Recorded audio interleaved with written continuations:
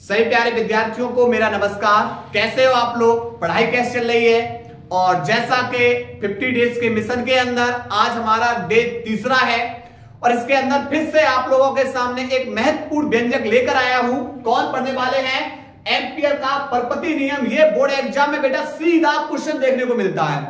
क्या है एम्पियर का परपति नियम? समझो, देखो, किसी बंद पथ या परपथ के अनुदिश चुंबकीय क्षेत्र के रेखीय समाकलन का मान उस पथ द्वारा घिरे हुए पृष्ठ से होकर गुजरने वाली धारा के मान का क्या होता है? न्यू नॉट गुना होता है। समझो, मान लिया एक बेटा हमने तार ले लिया, ये तार हमने एक्स वाई एक तार लिया, इस तार में धारा हमने ऊपर की ओर प्रवाहित की, तो यहां पर ऊपर की ओर धारा प्रवाहित करेंगे तो भाई इसके चारों ओर कौन उत्पन्न हो जाएगा? चुंबकीय क्षेत्र। अब यह जो चुंबकीय क्षेत्र उत्पन्न हो रहा है यह पथ के कैसा हो रहा है? अनुदिश उत्पन्न हो रहा है। ये बेटा कौन है? पथ।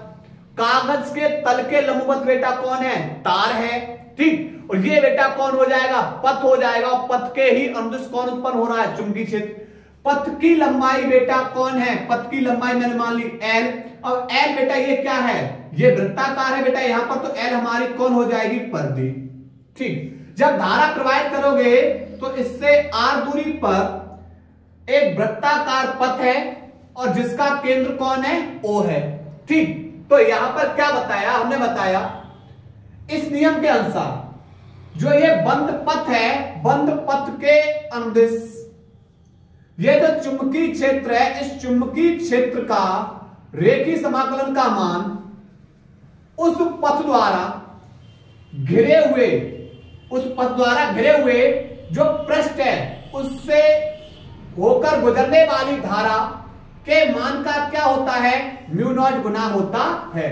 ये इसका स्टेटमेंट, इसका कथन हो गया। क्या लिखेंगे? लिखेंगे इस नियम के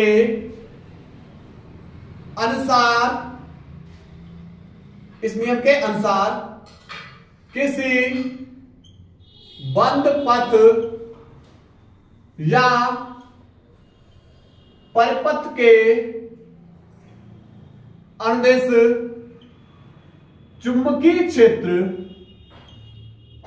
चुंबकीय क्षेत्र के रेखीय समाकलन का मान उस पथ द्वारा घिरी नेट धारा के मान का म्यू नॉट गुना होता है। यह भाई इसका क्या हो गया? स्टेटमेंट हो गया, ठीक। अब बात करें इसके उपपत्ति की। बात किसकी करेंगे? इसकी उपपत्ति की। तो मैंने मान लिया, माना एक तार कागज के तल के लंबवत है, तो लिखेंगे माना कागज के तल के लंबवत, तल के लंबवत तार XY है जिसमें धारा I प्रवाहित की जाती है, धारा I प्रवाहित की जाती है। एक मिनट बेटा, यहां पर, ठीक, चलिए। धारा I प्रवाहित की जाती है, फिर लिखेंगे माना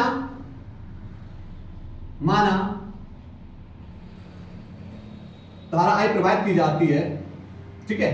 लिखें माना R त्रिज्या का एक वृत्ताकार पथ है जिसका केंद्र O है। सीधे तार में धारा प्रवाहित करने पर उत्पन्न चुंबकीय क्षेत्र। भाई एक सीधे तार में जब धारा प्रवाहित करोगे तो कितना चुंबकीय क्षेत्र उत्पन्न होगा, तो इसके लिए बेटा फॉर्मूला होता है B बराबर mu naught upon 2 pi I upon R। एक सीधे तार के काट बेटा उत्पन्न चुंबकीय क्षेत्र के लिए फॉर्मूला। ठीक, अब बात यह आ रही है कि अगर बेटा इसकी LHS को ले लें, RHS को क्या कर दें, सिद्ध कर दें। चलिए तो हम लेंगे बेटा रेखीय समाकलन B इंटू में dl बराबर, यहां पर बेटा यहां पर दो सदिश वेक्टर का बेटा यहां पर डॉट गुणन होगा तो होगा B इंटू में dl, क्या हो जाएगा cos थीटा। ठीक है, रेखीय समाकलन B इंटू में dl cos, पथ के अंदिश चुंबकीय क्षेत्र है तो यहां पर पथ के, ये पथ है, इसी के अंदिश चुंबकीय क्षेत्र है तो इनके बीच बनने वाला एंगल बेटा थीटा बराबर कितना होगा 0। cos 0 का मान कितना होता है 1, तो ये तो 1 हो जाएगा। तो रेखीय समाकलन B इंटू में dl, अब चुंबकीय क्षेत्र बेटा B, अब चूंकि D किसके आगे लगा हुआ है L के आगे, तो यहां पर समाकलन किसका होगा dl, D के सापेक्ष L का, तो B को बाहर निकाल लेंगे, D के सापेक्ष L का समाकलन कर देंगे तो क्या हो जाएगा D के सापेक्ष L का समाकलन बेटा होगा L। B का मान लगाओ, कितना लगाओगे mu naught upon 2 pi I upon R, और यहां पर L क्या है, L हमारी परिधि है और परिधि बराबर क्या होता है L परिधि है, तो परिधि बराबर होता है 2 पाई R, तो लगा देंगे 2 पाई R, 2 पाई R से 2 पाई R कैंसिल, तो यहां पर बचेगा रेखीय समाकलन B इंटू में dl बराबर बेटा कौन होगा म्यू नॉट इंटू में I। तो LHS लिया था बेटा, RHS को क्या कर दिया, सिद्ध कर दिया। यह प्रश्न बेटा सीधा बोर्ड एग्जाम में आप पे बनता है। अगर वीडियो अच्छी लग रही है तो कमेंट में जरूर बताइएगा, लाइक शेयर और सब्सक्राइब करना ना भूलिएगा। ठीक है, ताकि आप लोगों को टाइम से नोटिफिकेशन मिल जाए वीडियो का। ठीक है, नोट करिएगा।